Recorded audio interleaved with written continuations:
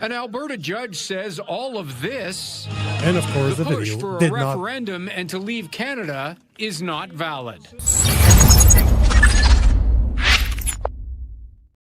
Welcome to the Political Orphans. My name is Nico Lavigne. Tonight, I'm joined by independent journalists for the first episode of our bi-weekly series, East Meets West. Jason Lavigne, what's going on, brother? Oh, brother, what a week to actually start this off. You would have thought we planned this out, but we didn't. We got a lot to cover over the last couple weeks, especially the last couple days. And I'm glad that East is going to meet West. We may need your help, guys. You know, it's a good thing you slacked off on me 2 weeks ago. Like, perfect. Look, my bad, totally. I double booked. I had dinner plans with Bruce Party. He came to Alberta, and I felt so bad. And then you got sick, and I felt bad for you on that one. But, brother, there's a reason why it's our first show. I think everything just lined up for a reason. So you know what? Let's dive right into it. All the information that I got is that the courts of Alberta blocked the petition. So for guys like me that are not part of the Alberta independence movement, but that's keeping track of what's going on, what the hell happened? So we had a application for an injunction from several First Nations here in Alberta to stop the progress of the petition. At first, they kind of wanted to interfere with the signature collection period and just stop it in its tracks. There was a decision made about a month ago now, where the judge said, well, we're going to let the signatures continue. I'm going to stay the counting and validation by Elections Alberta. So when they're handed in, Elections Alberta just has to hold on to them. They can't do anything by court order. And then she'll release a decision. Well, that decision came down 2 days ago. Was it yesterday now? Wow, things are flying by so quick. It was yesterday afternoon. And the decision was not expected. I've been saying on my show quite a few times that the application that she filed or was reviewing would not be legal. And that's what she did fine. She actually found that the injunction as filed, she had no jurisdiction. There was no precedence. There was no law that allowed her to do anything about that. However, if you read several pages further down and get to the final conclusion, the final decision, she decided that the chief electoral officer, when he made the decision to go ahead and approve the petition originally, this would have been back in December of 2025, that was improper, and he shouldn't have done that. So she went and quashed his decision, made it completely irrelevant. It just destroyed it, stopped it.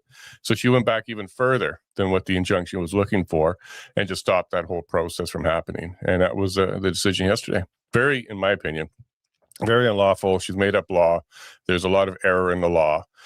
She went way overboard in reaching a conclusion that I think she wanted, which was to give the applicants what they were looking for, which is to end the referendum, the petition here, and went outside of, in my mind, the law, to go ahead and create some law to say, no, if you have a petition that's already been determined by another court to not be constitutional, then this one isn't either. However, that's not how the law is written here in Alberta. Bill 14 allowed it to continue, removed Section 2.4 from the Citizens Initiative Act, which stopped it the first time. So under current law, it was legal. It was legal for the chief electoral officer to go ahead and prove that, and signatures were collected, and more than enough were collected and ready to be validated. And now we're kind of in a limbo at this stage. Do you think it's going to stick? Well, that's not really the problem. The problem is you got about 2 weeks to get this all sorted, which likely won't happen through the courts or appeals court because they don't move that quickly, because June 1st is the deadline to get the Citizens Initiative petition on the October 19th referendum. So we got a 2-week window here where if it's not done, it's not going to happen for this petition. And I'm kind of foreshadowing to some more of this conversation because I don't think it's over. I do think we're still going to see a petition in October. So you have until June 1st for this to be put on the agenda, if you will, for October. You still are hopeful that it's going to happen? Not Mitch's not Mitch Sylvester's petition. I don't think that's Okay. going to turn into a referendum, but there's multiple other ways for a referendum to continue to happen for independence on October 19th. And I think we're going to still see one of those be successful. We can certainly jump into the different options, but when it comes to the Stay Free Alberta 300,000 signature petition, that one's on pause pending appeal. And if nothing happens in the next 2 weeks, that one likely won't make it for October 19th, 2026. But it doesn't mean it can't happen later. And also doesn't mean there's not another path for October. Before we explore the options, do you think it was done on purpose to be so close to the deadline? Because we tend to see that a lot in court right now throughout Canada. Everything seems to be happening on, like I had Pat King on the show yesterday, and however you feel about this guy, they still drop the appeal request the day of. The day that was the limit for the appeal, they dropped it last hour. There were half an hour left. And now we seem to see that going on over and over throughout Canada, where the Crown or the court system is waiting till the last minute in order to do something. Do you think that's the case here, that they did it on purpose, thinking that it would make it too late for June, thus make it too late for October? Well, we know the process is a punishment. So when you're dealing with the criminal charges like Pat King, the process is the punishment for sure. They're going to keep everybody sweating, the legal fees flowing, and expenses and travel and be there. Yeah, the process is a punishment when it comes to the criminal side of things. I don't think for the Citizens Initiative petition and the administrative matters that were happening around here, because it's not a criminal matter, this is administrative, that they would plan it in that way. It was a really quick process, really, from January to May, 4 months to collect signatures. And during that time is when the applicant had to file their application. And I think the court moved pretty quickly. It could have taken longer, but it moved pretty quickly because this was a time-sensitive situation. They did, kind of release it after the signatures. So you had basically a week to kind of celebrate the 300,000 signatures. And then boom, the next week they dropped the hammer. Whether or not they're timing it so that the June 1st deadline can be missed, I don't think so, because I don't think there is a way to meet that deadline. The appeals courts don't move that quick. You can ask for an expedited application, but you're still going to be looking at weeks. So I don't think there's going to be a chance. What I do think is going on here, and this is my opinion, is the justice predetermined her outcome on this one and then had her team, maybe a little chat GPT or something that really reached to try and put this thing together. Because I had Bruce Party on this morning. He's a professor, and I asked him, if you gave this exercise to your class, make a decision on this file, write a decision, and this was what was sent to him, it wouldn't be a passing grade. This wasn't following the law. It wasn't reasonable. He found many, many errors in it. And this is good news for the appeal side, because an appeal has to be based on error of law, and there's definitely several of those to look at. But as far as trying to miss that June 1st deadline, I don't think that's in her mind at all. I think what's in her mind is to just stop it. Be a bit of a advocate for the applicant. Some people call it judicial advocacy, and maybe that's what we're seeing happen here. We can't prove that, but if you read the decision, it's reaching. There's a lot of holes. She didn't understand or interpret law by the letter. She changed her interpretation. She even used older law. We have different laws here in Alberta now. She used a previous version. So there's certainly some errors here, but that will mean this petition, the Stay Free Alberta one, likely can't make it to the October deadline. And by the way, there's a lot of people who think that that's not even a bad thing. Having more time to get the petition ready, not being aligned with Danielle Smith's other 9 referendum questions, actually might turn out to be a good thing. If Mitch's referendum is, say, next year in spring, summer, or even at the provincial election of next October, and Danielle Smith's other referendum questions are not on the ballot, this actually might be a good thing. But still, it was a bit of a surprise to some people, but not Mitch and his team. They were planning for this. They even filed the appeal a couple of days ago before the decision came out, expecting it to go this way. Do you think this is just going to piss off the Alberta Independent movement even more? Like, because if I remember correctly, and you correct me if I'm wrong here, but the first month that the petition was open, you guys collected over 100,000 signatures. Imagine now, do you think that if they were another petition to start and signatures would be collected again, do you think it would go even faster, that even more people would show up just because of this decision? It would be an interesting environment. Okay. But what I think here is what it's showing is why independence once again should be done. This is a federally appointed liberal, by the Liberals judge from the East, so New Brunswick, absolutely didn't take into account the Alberta laws. It does appear that she made her own decision outside of the norm here. Quebec had 2 referendums, so there's precedents across this country. The Supreme Court has made a decision. The Clarity Act is clear. A province can have a referendum on secession. She's ignored all of that precedence and law in order to kind of create something new here in Alberta. But this is yet more reason why Alberta really doesn't fit within this system at all. It can't even get the same respect that Quebec did, which is go ahead and ask the people what they want. There's still a chance that the referendum isn't successful, but yet we can't even ask the question and have a vote. It's just showing, in a strong way, why we don't want this federal system, federally appointed judges. We want to have locals. We want to have possibly elected judges. These are all good reasons. Now, if somebody decided to file a new petition, and it wasn't Mitch, and Bruce Party and I chatted a bit about this one, ideally, some First Nations people, because they have 46% support to leave, if they filed the petition and said, look, in our community, we do think this is one of the best ways to move forward after 158 years of being under the Canadian system. We want to move forward. It appears a lot of Albertans feel the same way. At least 700,000 people signed a petition to go ahead and have the question asked. So if another group popped up and said, hey, let's do it, and it was First Nation based, I think it would be highly successful. Highly successful. So to answer your question directly, I think we blow past this 300,000 pretty quickly, because people are now fed up. They have another reason to do it.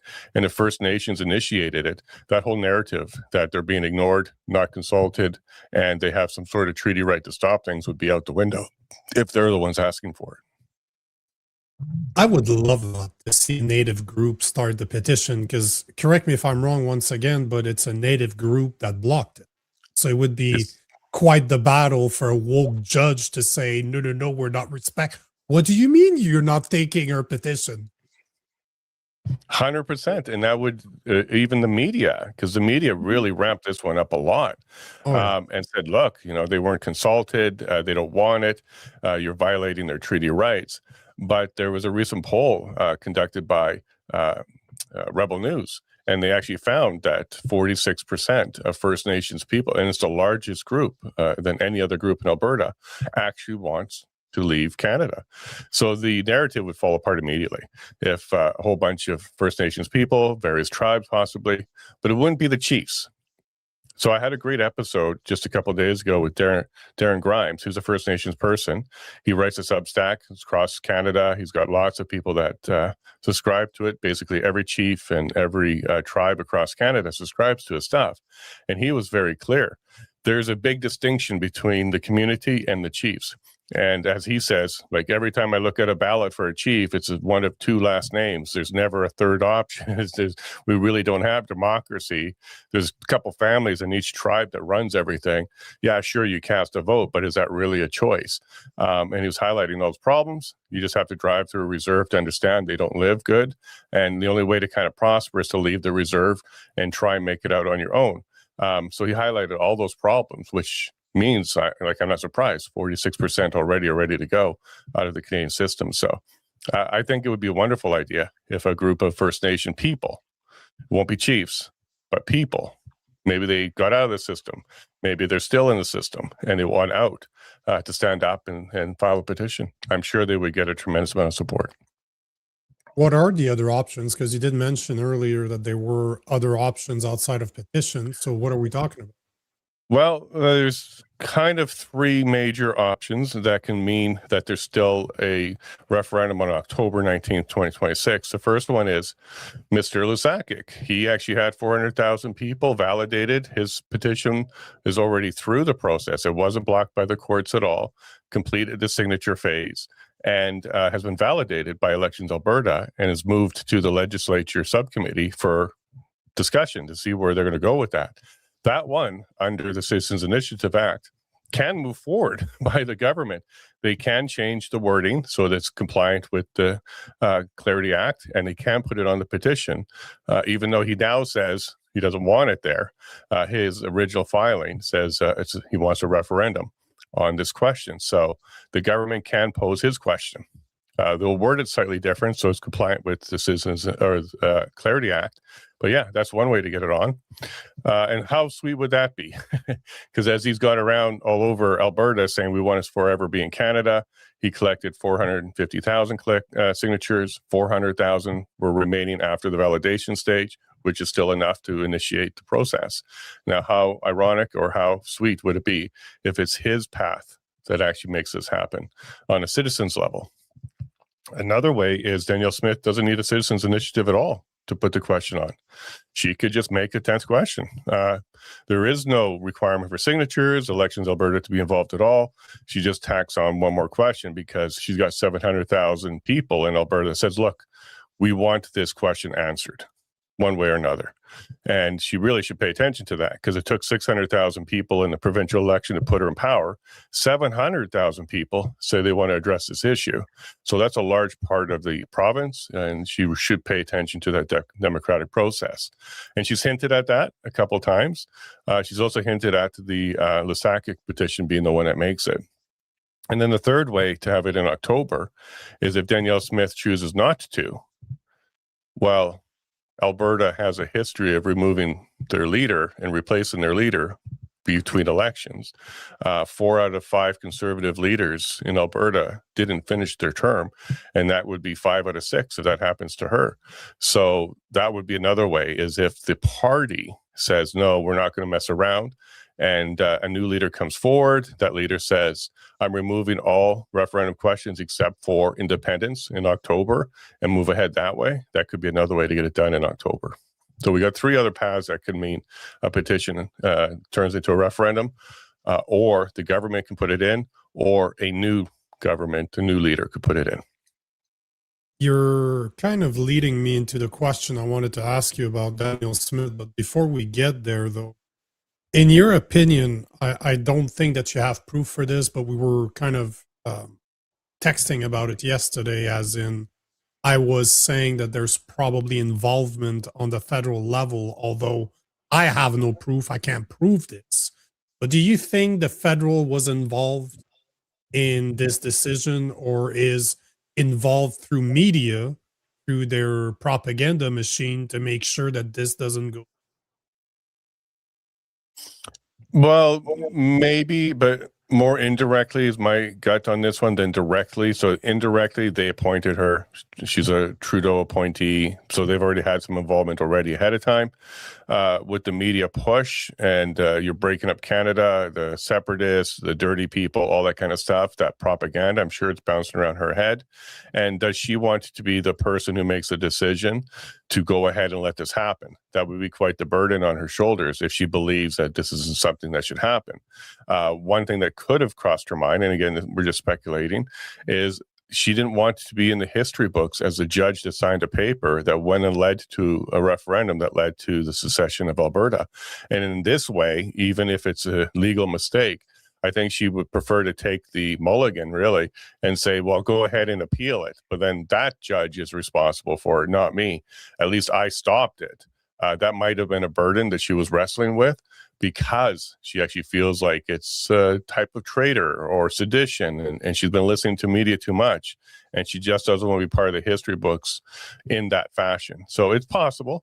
You know, everybody's a human.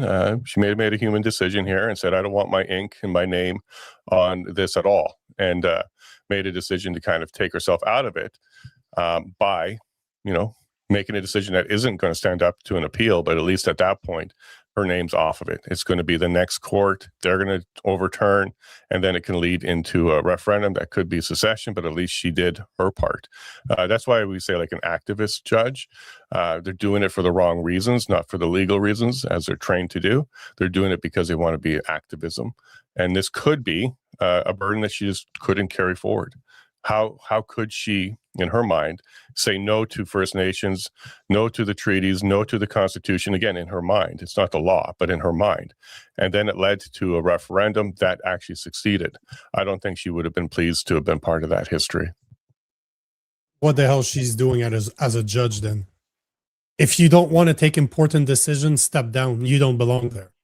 This has nothing to do with yourself would be activism. wise. Yeah. Yeah. Because this is your job. If you don't want to take important decisions, guess what? Don't be a judge. Like, it's pretty simple. You don't want to arrest people? Well, don't be a police officer. It's one of those situations that you are appointed to a role where there's a lot of responsibilities.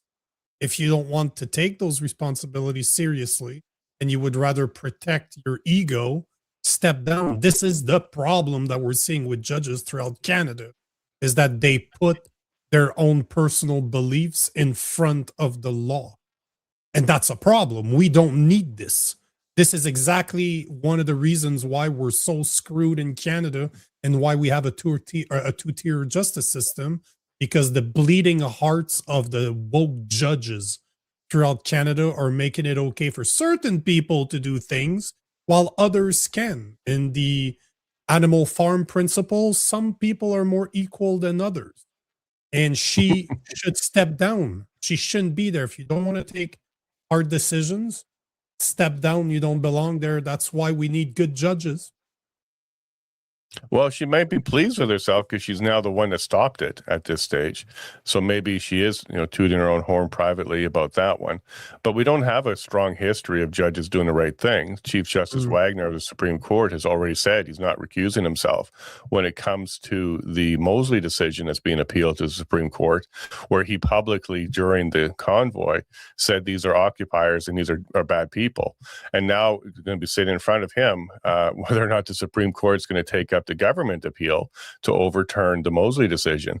And he's already been asked to recuse himself, and he said no, he's not going to recuse himself. So we don't have, a strong history in Canada of, in my opinion, judges doing the right thing for justice. They're doing the right thing for the justice, which is themselves, not the justice of Canada. And that is, that's on us, right? That's yet one of the problems that we allow to happen. And I like the idea of elected judges. I really like that idea.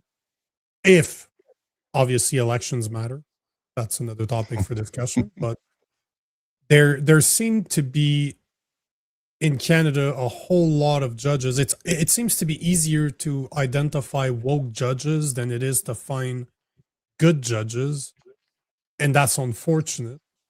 But at the same time, you guys got a situation where this decision could work in your favor in the name of Danielle Smith, because in my opinion, that decision was a death sentence to Danielle Smith. No matter what she does, she's screwed. If she doesn't appeal, because she did mention, I believe it was yesterday, that she will appeal this, like her government will try to appeal this. But as you says, she has the power to simply say, you know what, guys, I don't need to appeal this. I'm just going to put it as part of the referendum, and we'll ask the question, because this is what democracy is all about. Because she keeps on talking about democracy, democracy, democracy. So that would be democratic to put it on the docket for the referendum directly. Because as you said, the 700,000 signatures is not a joke. That's a lot of signatures. So technically, she has the power to do that. But if she does, she's shooting herself with all her federalists that are in Alberta. If she doesn't do it, she's shooting herself with the people that elected her. So no matter what, she's screwed. Well, this is why I think what's most likely is she's going to maneuver the Lusakik petition and get that to be the path forward.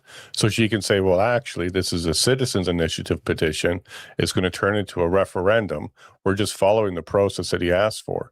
And then this way, she can actually say to both sides, hey, I'm not the one that started this. I'm not the one that's putting this on there. He actually got the prerequisite signatures, and it is a valid petition that can be a referendum. So that might be one of the paths she chooses to kind of keep herself at least a little bit of arm's length away from the decision of the referendum. And there's a lot of school of thought that she's only asking these 9 questions in October to muddy the water and make it a little bit more difficult for a succession vote to be successful. And I don't think she wants to see that opportunity go by, because if it's going to be waiting on appeal, it's going to be after October.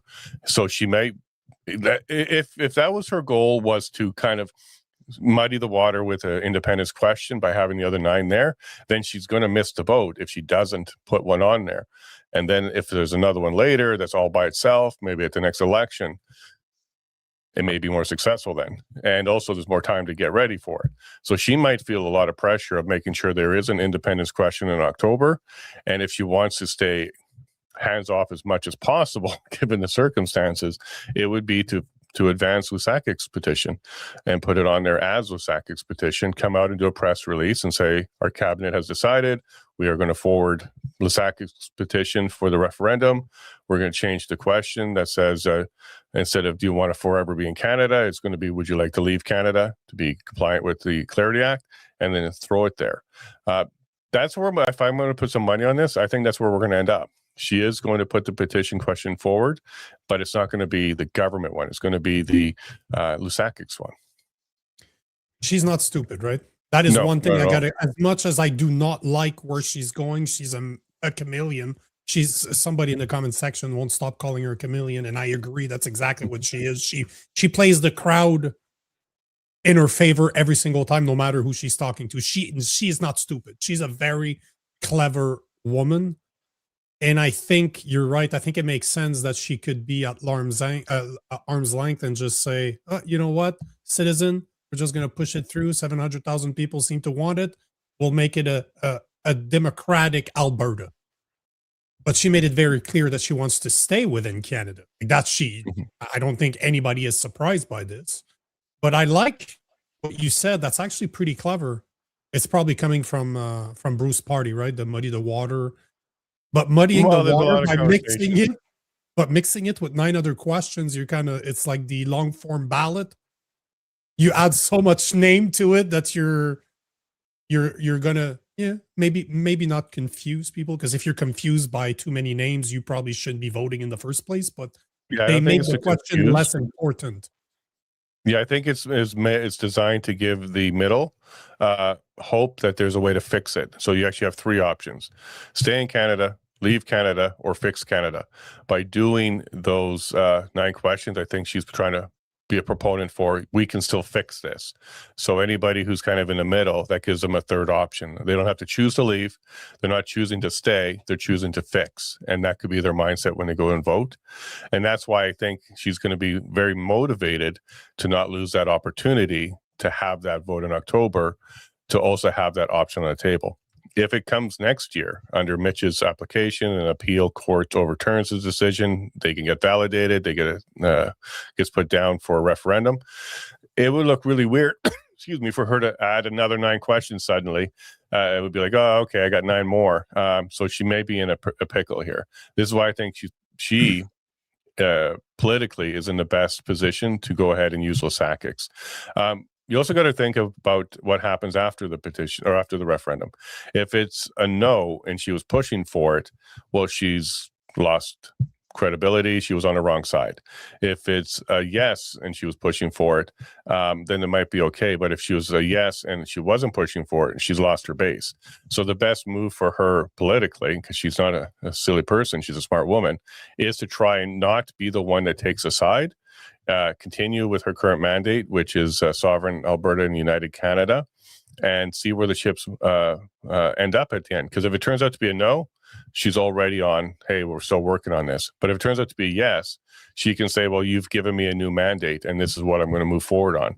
So in either case, she continues to be the leader. So this is why I think this makes a lot of sense, that we may see an announcement where she's advancing Lusakic's referendum. Maybe you need to stop saying it out loud. Well, You my guys need words to won't stop change talking about anything. it. Yeah, she's surrounded by a lot of people who are probably taking a look at this, and they may have already thought about this and maybe surprised with the decision as well. But they'll still move ahead with the appeal because we still have to fix this law. No matter what petition moves forward on the referendum side of things, we still have to fix this decision so that it's not precedence and it doesn't bind other attempts to have a citizens initiative in the future. So that will still happen, but I don't think that will be the one that ends up on the referendum in October. Now, there's a lot of us that think we would prefer not to be on the October one and have a clean referendum at another time, have more time to get ready for it, no other questions, and be very clear. So it wouldn't be the worst thing to see no referendum in October for independence, but something maybe in the spring or October 2027 when we have our next provincial election. Only problem with that is you're giving one more year of carnage. Did I say Yeah, carnage? $20 I to mean $30 carney. billion expense to us Sorry. for that. Yeah. Sorry, I meant carney. But another year of carney on Alberta. That's the only downfall that I see, because it ain't good what's going on. Let's turn that into a positive. What can happen in the year? The MOU fails. Carney does some more things with the U.S. agreements and trade and the relationship. He's talking a lot more about European connections for Canada, maybe some more deals with China, maybe some more war that he's bringing us into. A lot can happen in a year that won't benefit the Federalists in Alberta. So this may be a good opportunity. Bruce put it nice this morning when he said, treat this like judo.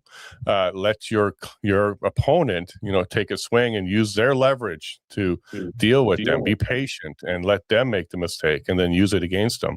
Another year of Carney may add a lot more support to independence. So that could be yet another reason why they might be motivated to get things done in October as soon as they can as well, because there may be more coming. That MOU can't hold up for 2 years. It's already falling apart.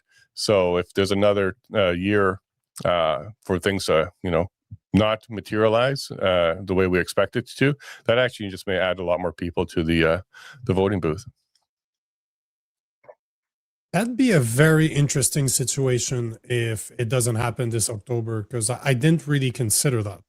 In my head, at least, I didn't consider it at all. But if it does happen, that will make things very interesting, because even if you look in Quebec, what does that mean, one more year? Because the party still leading in the polls is a separatist party.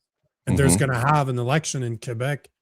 And even Danielle Smith, in her address that I was just watching before the show, she was saying we're going to have to talk to our counterparts in the Quebec province.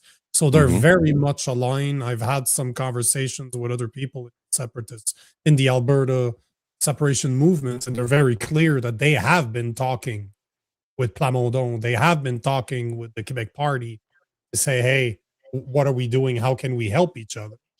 And that would be a massive plus for Alberta. Not only would you keep a lot more of your money if Quebec separated, but it would also give you the ammunition. Like, it would just be a good thing if both Quebec and Alberta separates, at least try to get separation at the same time. I just believe that if Quebec does it first, it would be quite different, because the party itself is running on that platform. It's not like Danielle Smith that's trying to play both sides. They're very clear that they want separation, and they're still leading. It would be something if Alberta and Quebec ended up having their referendum on the same day. So 2 provinces are having their referendum on the same day. So one doesn't influence the other. And that would be a really interesting time in Canada to see 2 provinces going to the ballot box to get this thing done. Quebec's paying attention to what's happening in Alberta simply because if Alberta courts are saying that First Nations need to be consulted before a question can even happen, Quebec doesn't want to do that because the consultation actually comes after the vote. If, according to the Clarity Act, it's after the vote when there's a good faith negotiations that's supposed to happen. And nowhere in the Supreme Court decision, in the Constitution, in the Clarity Act, that says you need to consult First Nations before you even ask the question. That's nowhere other than the decision here in Alberta. So Quebec's interest is going to be to say, hey, let's get that thing appealed. We might even become a party that has an interest in this particular matter because we don't want to see precedents, even though it's not binding. It won't be binding in Quebec. What happens in Alberta is an Alberta issue. It still is going to be some precedents that they don't want to see set. Maybe their court decides the same thing because Alberta did it. So they're going to be interested in making sure that that appeal is successful. There is no requirement to negotiate or have a conversation with First Nations.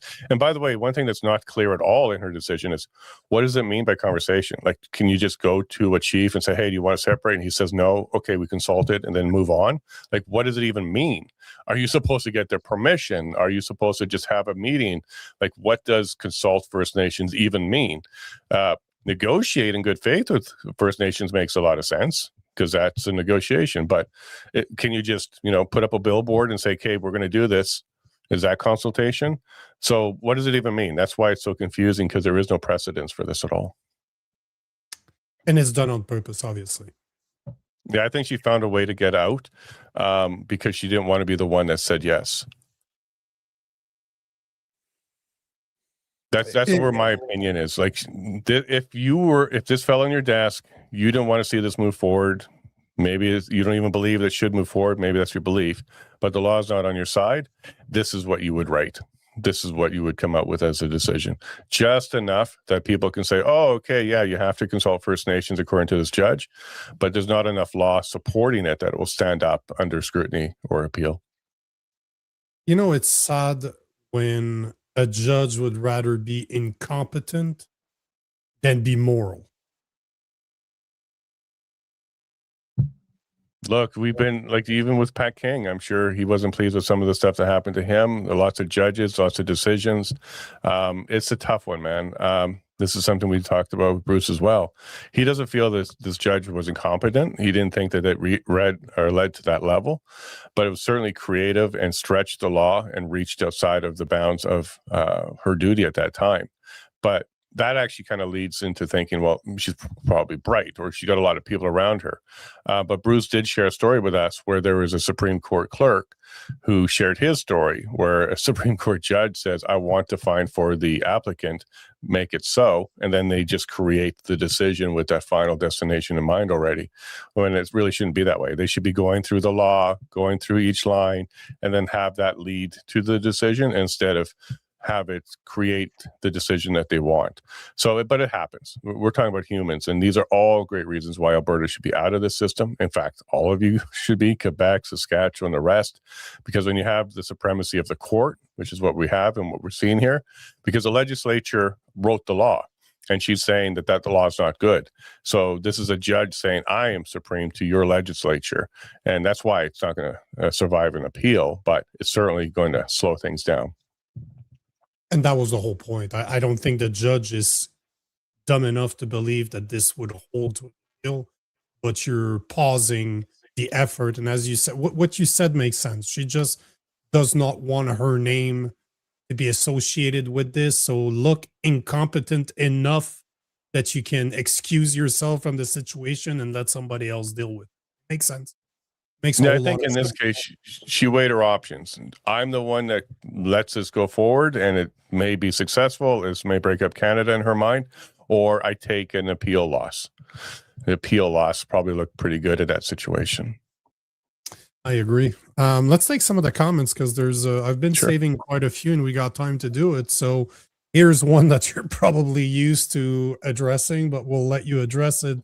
Peptide Prince Maxing is saying, I'm from Toronto. I find the whole thing hilarious. Alberta will never leave. Give it up already. Stop crying. Well, there's no crying going on here. There's certainly a fight for the future, for sure.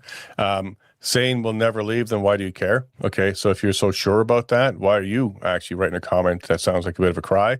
Because you shouldn't care then. If it's never going to happen, just let us take the L.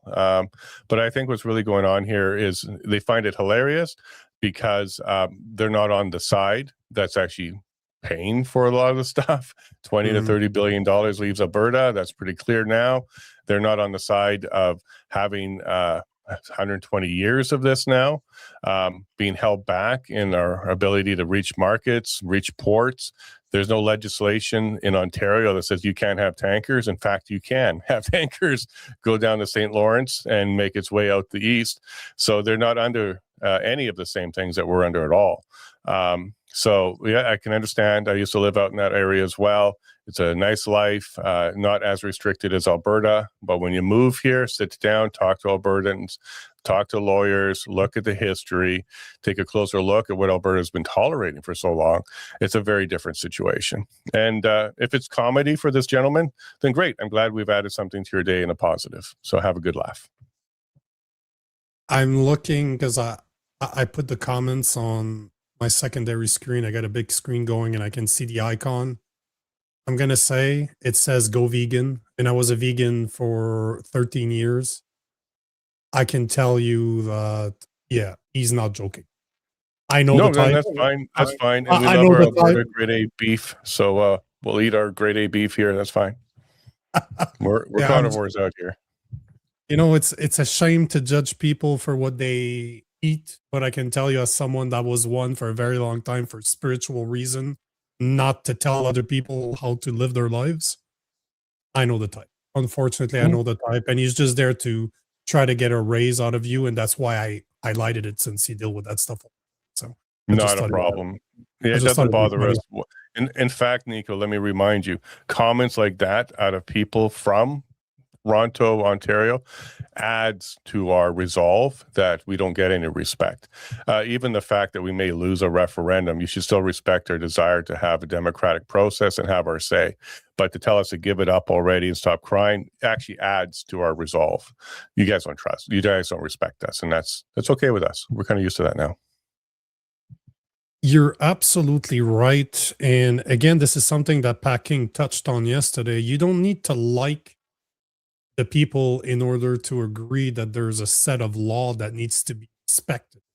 You might not like the people that are doing it, that are using our laws to do what they want to do, but you should encourage them, you should encourage our system to respect the law, no matter how you feel about those people, no matter how they feel about Albertans, no matter how they feel about Pat King. Love or hate him, he's still on the right side of the law. So you need to respect that, because maybe one day that's going to be your ass that's going to be looking at a precedence that was set because you were okay with judges not respecting them. And just like in the case with Pat King, you guys are looking at setting a precedent that could impact, let's say, Quebec, even though it's not the same province. Another woke judge in Quebec could use what's happening or what happened in Alberta in order to stop a petition in Quebec. Now, if we end up leaving and the economics of Canada shifts and Ontario is more responsible now for the equalization to support the other provinces that are struggling, especially the East Coast, and they decide, hey, we want a referendum too and have our voice, I guarantee you, we would support you guys. We'd even give you the blueprints. We would let you copy and paste everything we did. We wouldn't be adversarial to you. We would fully understand. But you haven't taken on that financial burden of covering 20 to 30 billion dollars of cost across Canada that has no services or even respect coming back for it. We would support you guys if you ever had to figure that out the hard way. I'll let you address this one because I don't know if this is accurate or not. But Wolfhaven is asking, Jason, I heard that a referendum could not take place within a year of a provincial election, meaning if there's no referendum by early October 26th, another could not take place until early November 28th. So what Wolfhaven's talking about is some new legislation that kind of sets some boundaries. So Wolf, what actually can happen is the application for the petition has to be now. It can't be within a year before or after the provincial election. But if the application started now, after June 1st, before October, in that period, then it would be on the next provincial ballot. But he's correct, or he or she's correct, Wolf. If it started after October, then yes, you're correct. It wouldn't be able to get to that particular election. Got some smart listeners, don't we? But that is the period, like between now and October. If someone, say a First Nations group, wants to put a petition together and get support for signatures, now's the time to kind of get that done. How about this one? Do you agree with this? Feisty Fry is saying that we don't care that what Daniel Smith wants. That's why we're fighting for a referendum. If she doesn't, we'll try to get her out like we did Jason Kenney, because you were referring to that earlier. Yeah. She's got a couple weeks to figure out what she's going to do, because there is a party vote in August on this issue. So she could be looking at August, basically losing the confidence of her party. So she doesn't have a lot of time to figure out what she's wanted to do on this one. And that comment is correct. 4 out of the last 5, including Danielle Smith, she came in to replace Kenny midterm. So she's fully aware that a premier can be removed by the party. And I wouldn't want that for her, but it's going to be her decision very soon on what she's going to do. That may or may not invoke that option for the UCP party members. There's a couple of ones. I want to add one more thing there. Yeah, go ahead. The UCP party membership sign-up page crashed today under load. A lot of people are buying memberships. This is going to give them a vote in what's coming down, and that could include a new leadership review or even a leadership race. So the UCP membership has exploded after this decision. $10 gets you in.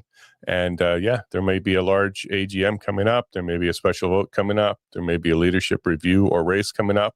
So a lot of people are buying memberships, so much so that the website crashed for about an hour today. This is one that I always like those comments. Rock Monster word of mouth is saying, fuck stinky Quebec. The kids got a curfew and had a zipper on the diaper face under lockdown. The house open, locked, house open, fuck off. So clearly, they don't like Quebec. And I believe that it was him or another comment that was also saying that we couldn't survive like Quebec couldn't survive. And yet I think people tend to misunderstand that Quebec is under very bad leadership, but we have a shit ton of natural resources. We don't have as much oil and gas as Alberta does, but we have a lot of fucking minerals in Quebec, and we have the biggest production of hydroelectricity. So we do have a lot of natural resources, but like Canada, we're under very bad leadership that keeps our natural resources in the ground. But under the right direction, the right leadership, we can be as rich as Alberta is. So for the people out there that believes that Quebec needs Alberta to survive, we don't. We just do it because we can. And I say we, I don't agree with this. Although I'm from Quebec, I'm just saying that our leadership is doing everything possible to keep our natural resources in the ground and take money from other provinces like Alberta in order to survive instead of work.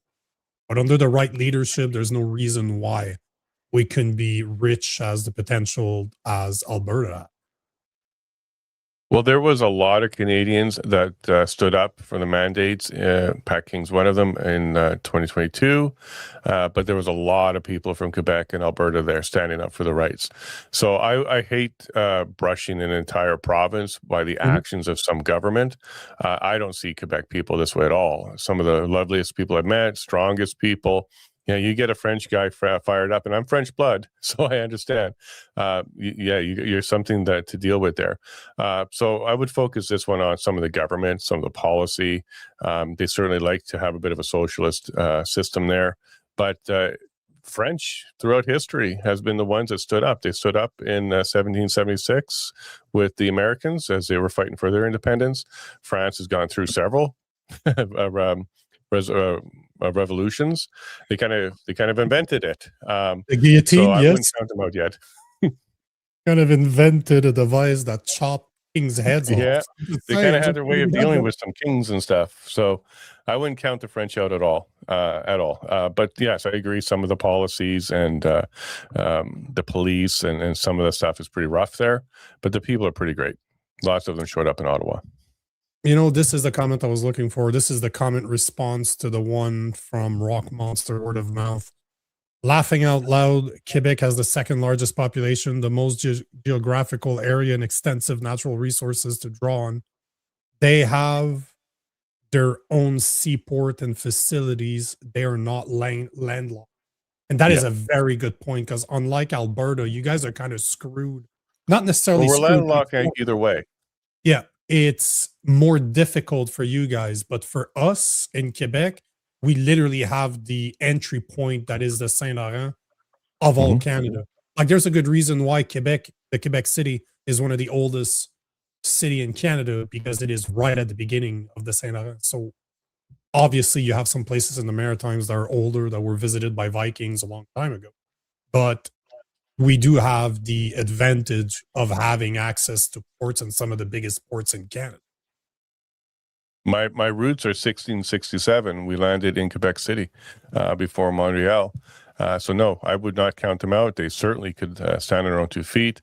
They've stopped wasting resources on fighting Ottawa. And I think that's one of the things that Ottawa recognized during the 1980 and 95 referendums, that, hey, this would be an economic loss too. And of course they could do it on their own. So they kind of shut that one down as well through the shenanigans during those 2 elections. But look, I don't count out our brothers and sisters in Quebec. I think they're going to be just fine. Even if Alberta left, they're going to be just fine. I love both separatist movement dealing with each other. I really like that. I really, really like that idea. I personally, I don't think it's going to happen in Quebec, because we're not separate. They don't want to separate for the same reasons. Like, I remember when I was younger, the voting was happening and it was all about the French language. It's all about being different than the rest of Canada. But it's more emotional than it is financial. And this is the biggest thing with Alberta. There's a lot of frustrations, but it's tangible frustrations, in my opinion, when it comes to Alberta. You guys want to be, at the end of the day, you guys want to be sovereign and be able to develop the oil fields as much as you have the potential to be rich as Saudi Arabia is. But because of policies that are made some 4 provinces further down, you can't do it. We don't have that problem in Quebec. Our own Quebec government, our own provincial government, is keeping us in trouble and dependent on equalization payments. You guys are not like that. That's the biggest problem. Your frustrations are real. Well, I can see if they believe that equalization formula is going to change dramatically, because Alberta is working to leave. There may be other things for them to consider that leaving makes sense for them, because they're not being paid to kind of just quell the movement or quell the emotions. And if there's none of that's coming in, they're still overwhelmed by immigrants. They have lots of challenges. Even the notwithstanding clause is going through the Supreme Court against Quebec. It looks like they may have some challenges there. With all these things line up, I can't imagine they would want to stick around either. Yeah, it's a problem. Like, my whole life, I'm 44 now, and my whole life I've heard about Quebec separating. But if they can make it about money, they can make it about a financial issue instead of just, I speak French and I want to be different, we would have a chance, just like Alberta has a chance. But you're right to say that Frenchies have a tendency to want to fight. We have a tendency to enjoy fighting. We just need to be rallied and organized properly. And I'd be curious to see what would happen under a party that is running on that platform. Because this is very different, because it's going to turn into a old school. You know, the biggest problem with Quebec, and that always blows my mind, is that Quebec is extremely conservative, but they don't want to admit it. They want to think, you look at the voting, the way Quebec votes, it's always liberal.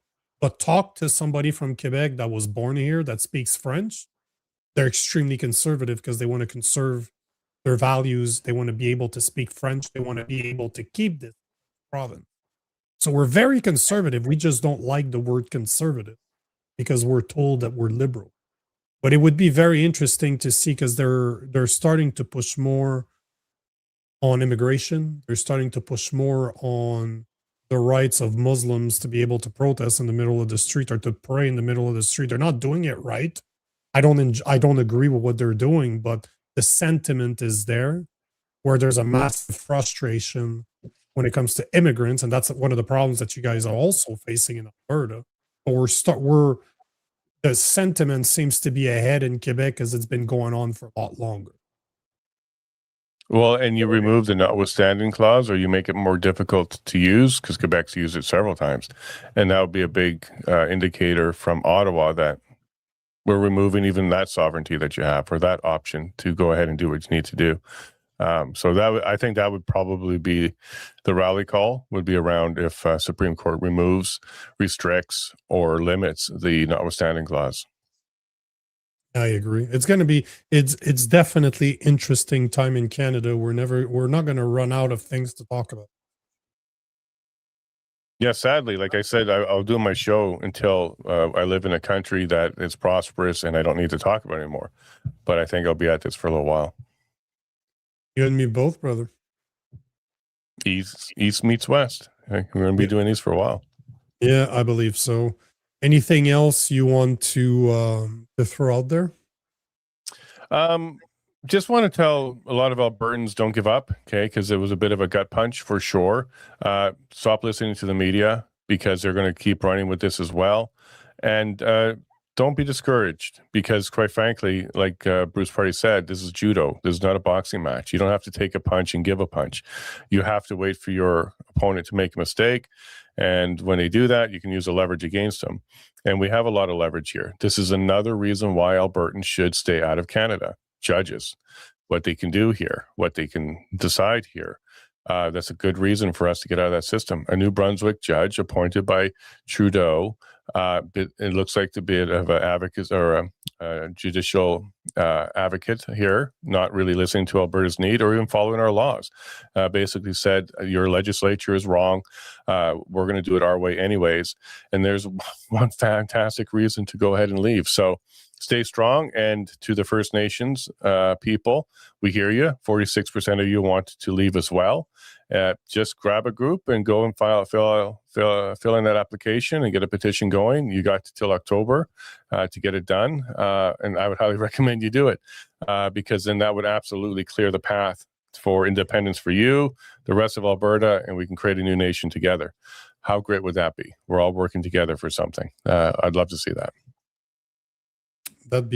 I would love to see it for the woke judges trying to defend that one. That's what I want to see because I like irony. Yeah. Jason, thank you very much for being here. Thank you for the comment section. Thank you for everybody that's been commenting. You guys are just, you've went crazy. Like the comments are going and going and going.